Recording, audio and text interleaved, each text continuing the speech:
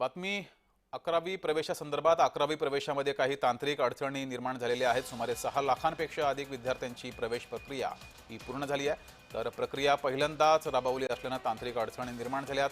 शालेय शिक्षण मंत्री दादा भुसे यांनी हे वक्तव्य केलं आहे। ही वस्तुस्थिती आहे की हा पहिल्यांदाच ही प्रक्रिया राबवली जात असल्यामुळे साधारणपणे सुरुवातीलाच त्या ठिकाणी काही तांत्रिक एरर आलेले होते आणि मग सोमवारच्या पासून ही प्रक्रिया त्या ठिकाणी सुरळीतपणे सुरू झाली।